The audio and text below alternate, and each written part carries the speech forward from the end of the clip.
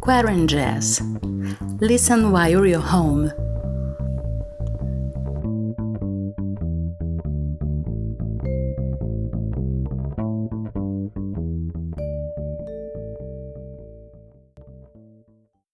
Hello and welcome to the 19th episode of QuaranJazz.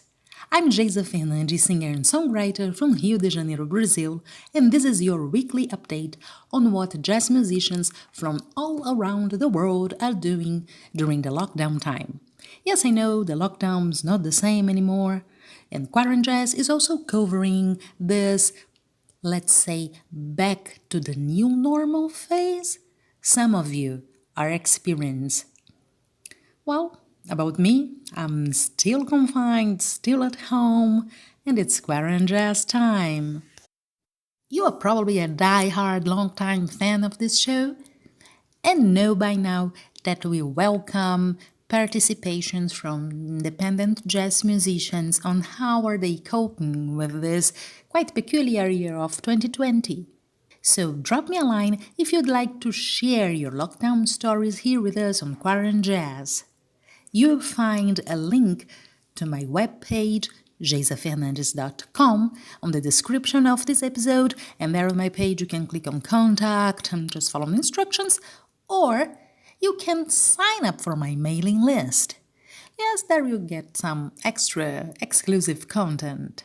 The link will be also in the description of this episode, together with a link to the Social Distancing Festival, one of the many amazing actions taken during quarantine time, and QuaranJazz is a proud participant of it.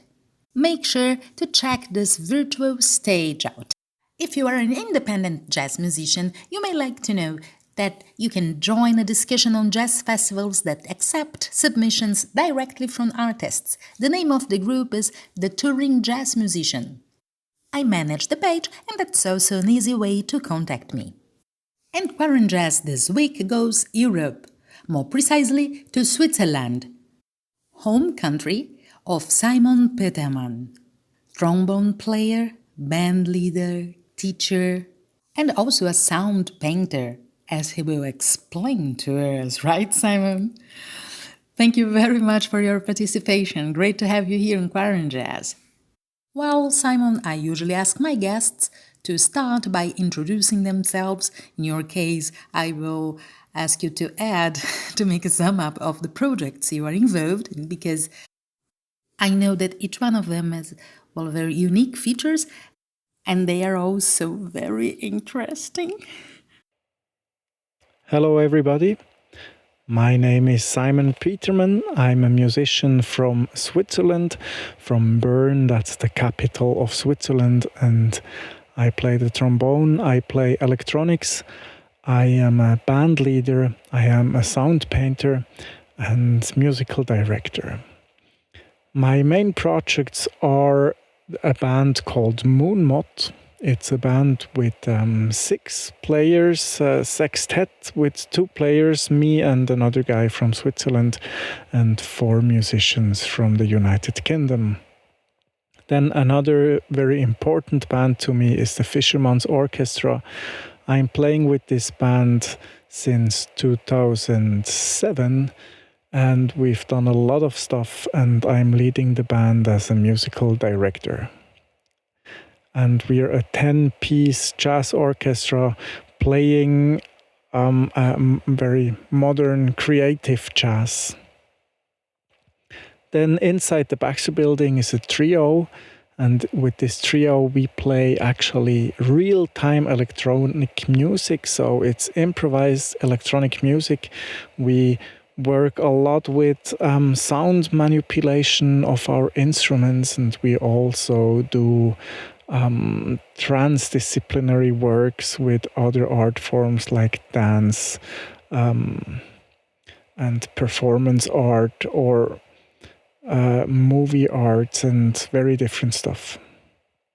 I'm also a teacher. I'm teaching at the Swiss Jazz School, and I'm teaching at the University of Bern And I'm also a radio host. I have a weekly radio show in Bern in Switzerland, and there we present the jazz from Switzerland and all around the world. So maybe I can tell you a bit more about my work as a trombone player and sound painter and what the bands I introduced are about. The band MoonMot, I'm leading as a band leader, and we met in 2017 at a festival called Jazzwerkstatt in Bern, Switzerland. And this Jazzwerkstatt is a festival that invites players from all over the world to do collaborations with musicians from Switzerland. And in 2017, there was a quartet coming from the UK to play a show with 3 musicians from Bern, and I was one of them. And I really enjoyed playing with MoonMot, playing with Kath Roberts on baritone saxophone, Dee Byrne on alto saxophone, Johnny Hunter on drums, Seth Bennett on double bass, and Ollie Kuster on Fender Rhodes, and myself on trombone and electronics. So we decided to go on with this band. It was actually, the intention was having a one-shot show at this festival, and then we kept going. We were invited to play the London Jazz Festival the same year, and then I started to organize a tour in Switzerland in 2019. We played a contest called Jazz Transnational. That's a contest for exactly this kind of project, of transnational projects with musicians from Switzerland, and this gave us the opportunity to play a tour in Switzerland, within Switzerland, and at the end of the tour we played the show at this contest, and we recorded it, and it became our first album called Going Down the Well.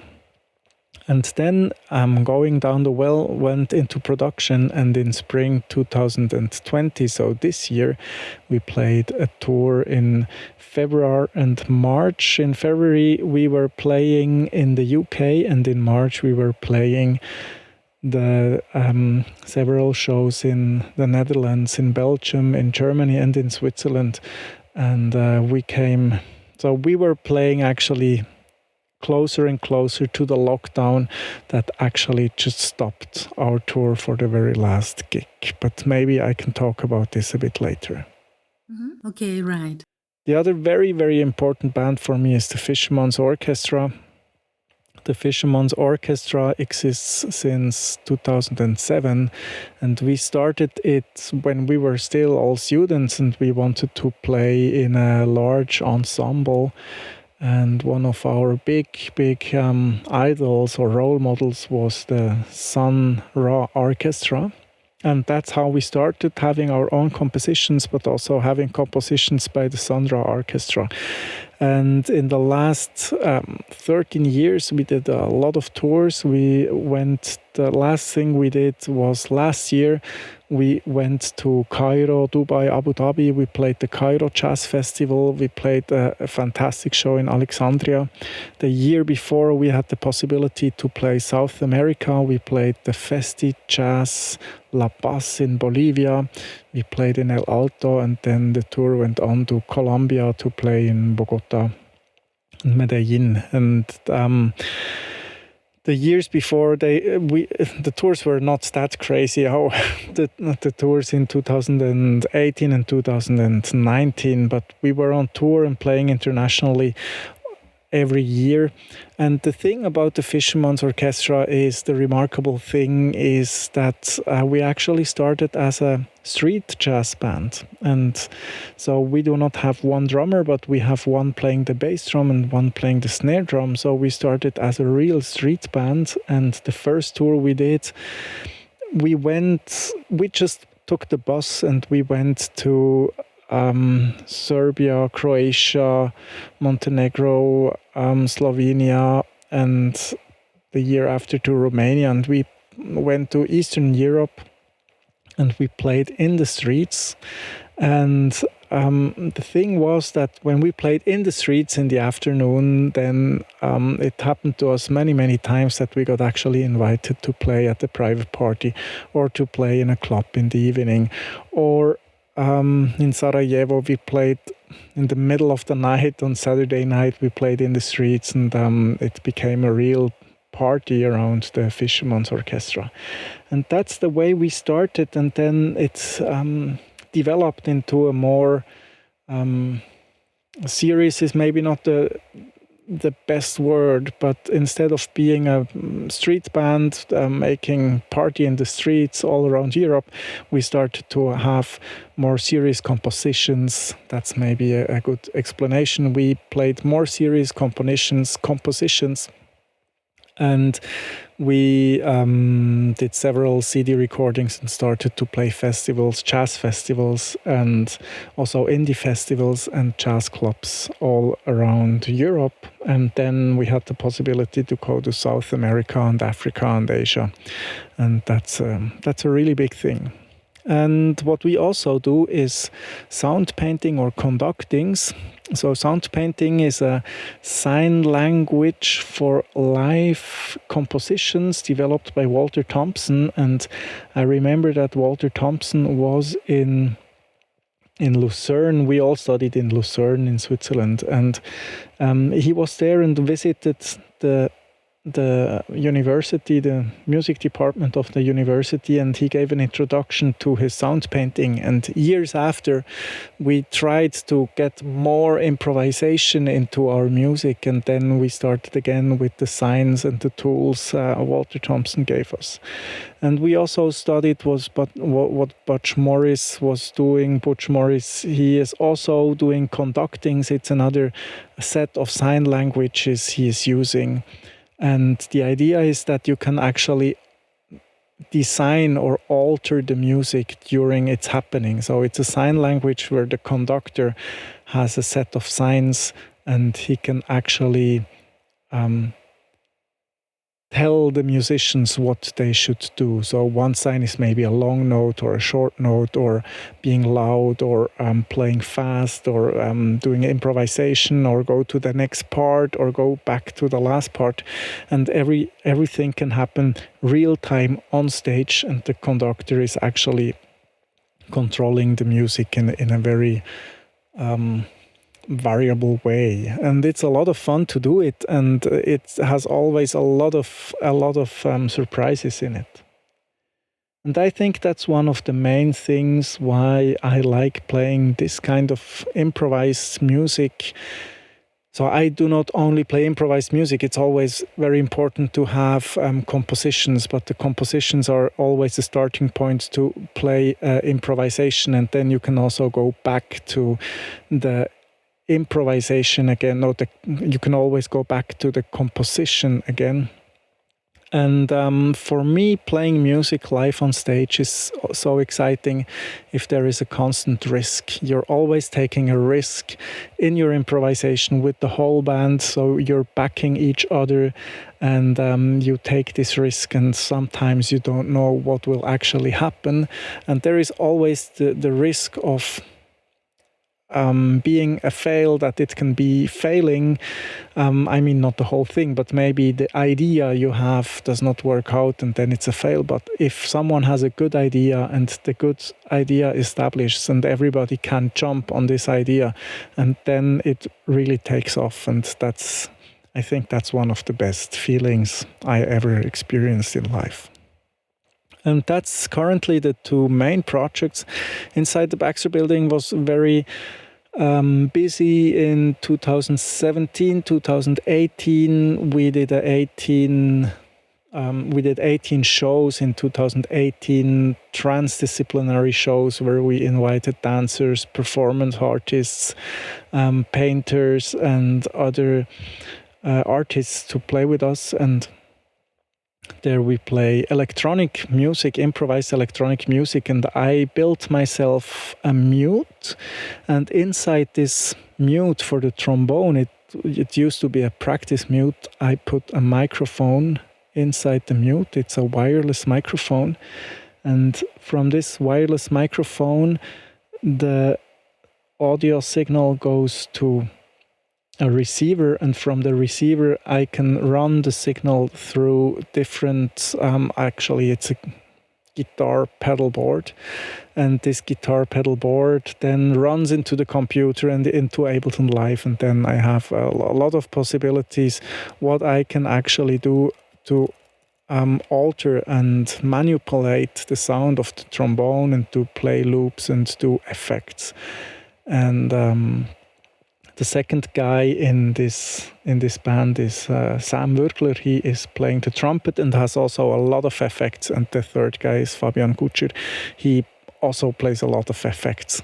And sometimes we say it's a childhood dream of having all these electronic gears, or it can also be named as an orgy of just having every possible electronic effects and then play music with these effects. And so the interesting thing is that it's still improvised music, but because it's electronic music, we also have all the so I mean, maybe having a bass drum from a dance floor song that's maybe in this music, and the rest is improvised, or so it goes way beyond what actually is meant with jazz improvisation, because it's electronic music improvisation.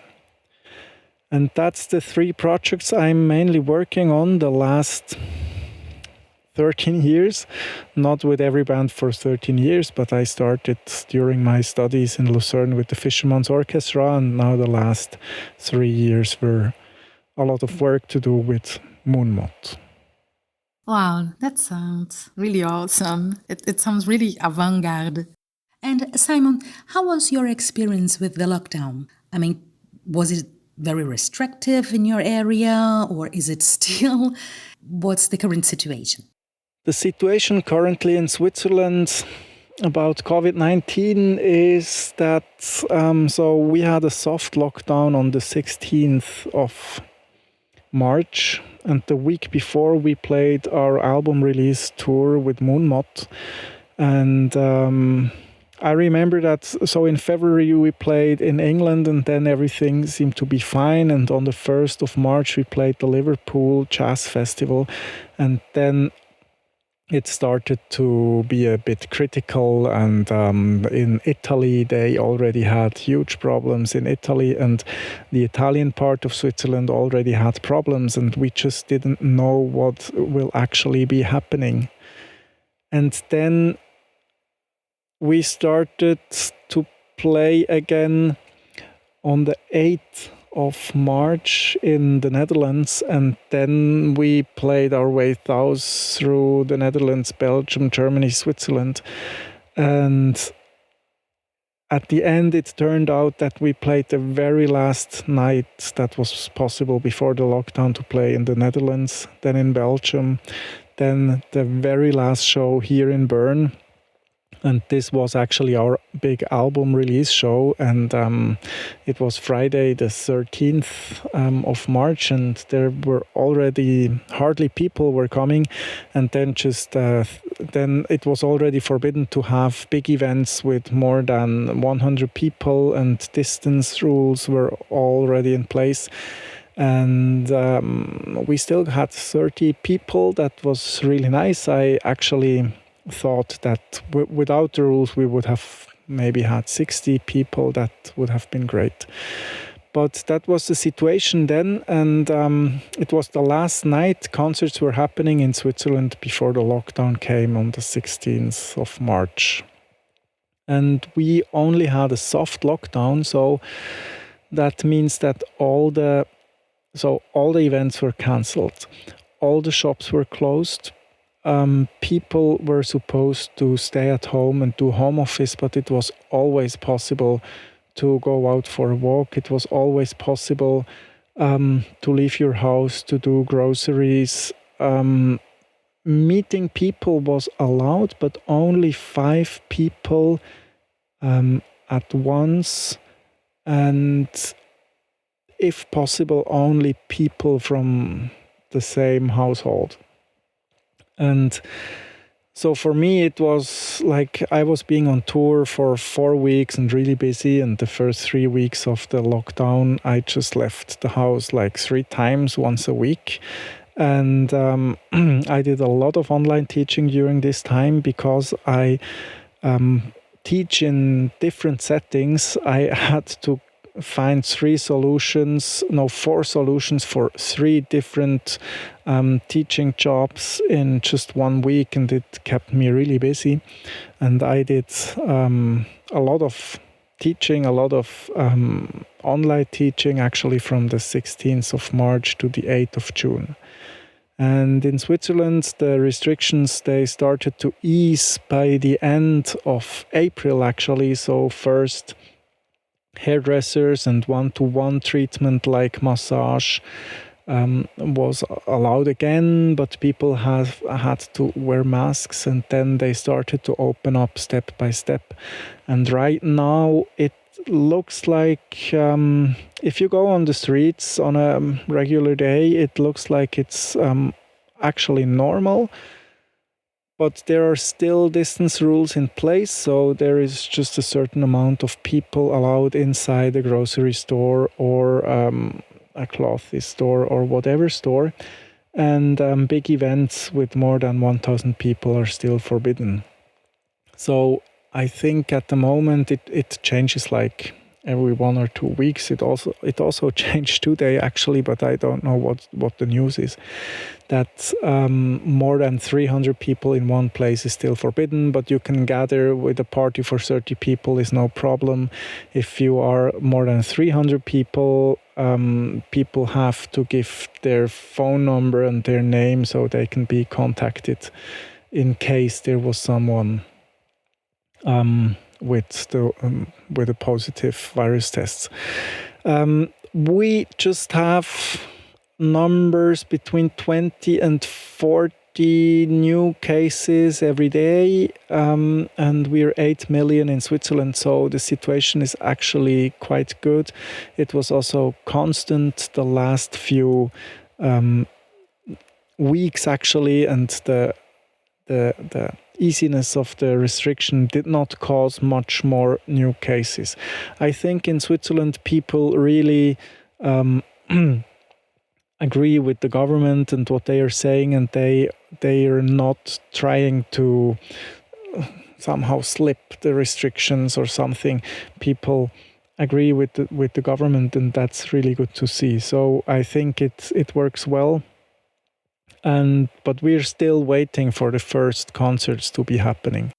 And do you know when you have another concert again? I know that you are back as a listener. You told me that you've been to a concert, right, in the beginning of July. But what about your own gigs? I don't know when I'm going to play my next concert. So the next concert is in my agenda on the 3rd of September, in Prague. But what happens before, I don't know. But I think by the end of August there is a festival called Jazz Festival Willisau, and the Jazz Festival Willisau will actually be happening this year, but only with bands from Switzerland. Usually it's an international festival, but this year it's just with musicians from Switzerland. So the festival can take place, but not with musicians from abroad. And what about the track you've selected for us today? Now I'm very happy to introduce you to one of my tracks, one of my compositions. It's called 35 Years, and it was released on the 14th of February this year in 2020, when actually nobody was aware what crazy thing will be happening afterwards. We released the album Going Down the Well with the band MoonMot on the 14th of April. And everybody of the band, all the 6 musicians, they wrote compositions for this album, and one of my compositions is called 35 Years.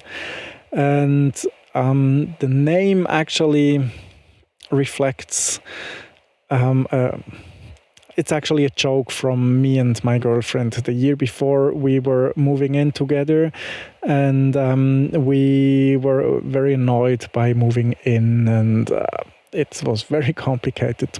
Not we were complicated, but just moving from two households to one household and organizing everything and getting everything into boxes, and then from the boxes out in the new shelves and the new in the new apartment was a lot of work to do. And then we said we're not gonna move again for 35 years, and that's why this song is actually called 35 years. So it's a love song for my girlfriend Jessica. Sweet.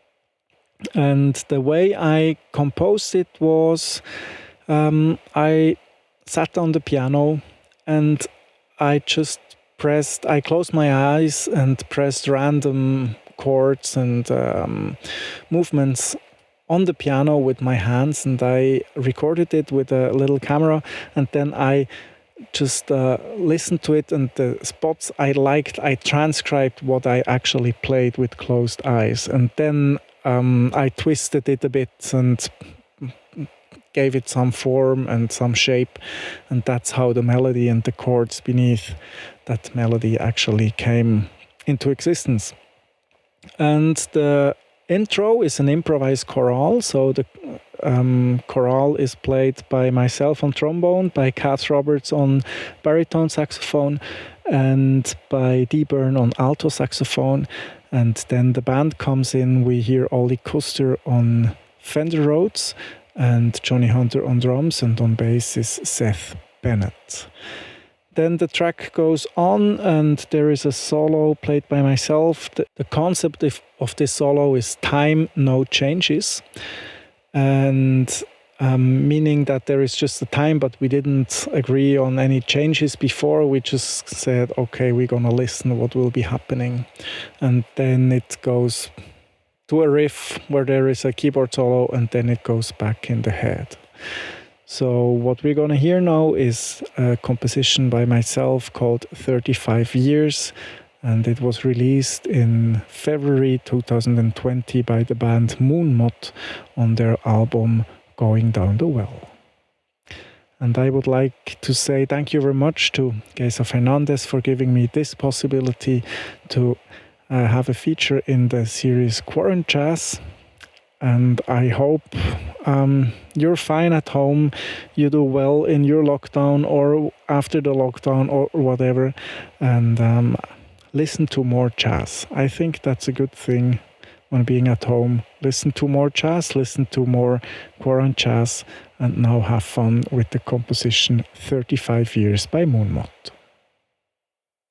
Thank you very much for your participation, Simon. Listen to music, listen to jazz. That's great advice always. And thank you, dear listener, for staying with us. You may think that's just a cliche when I say that your company means the world to me, but it does. You know, this morning I just found out that one of the most traditional venues in Rio de Janeiro might not be able to digest the effects of the loss caused by the pandemic, and as it's happening with many venues, great venues, it might have to shut doors forever. I was supposed to have a gig on that venue, and it didn't happen.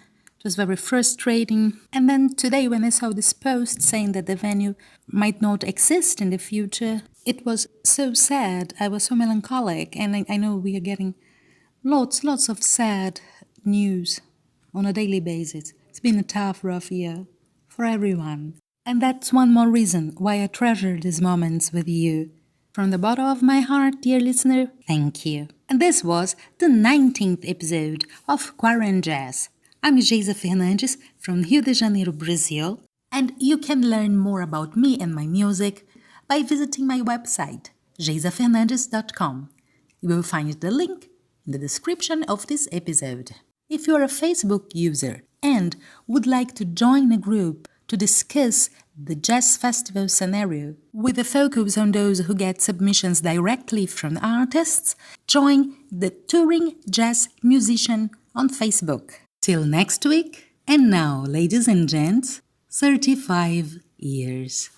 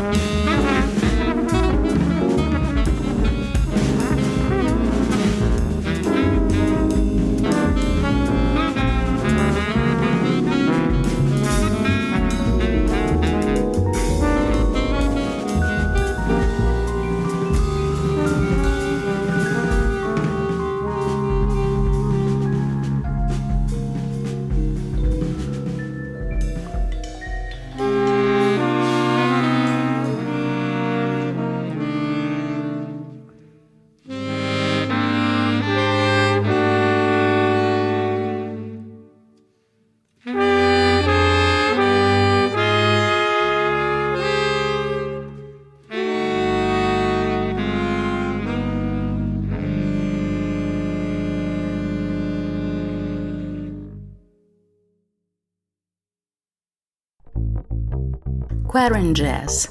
Listen while you're home. QuaranJazz, a podcast by Geisa Fernandes.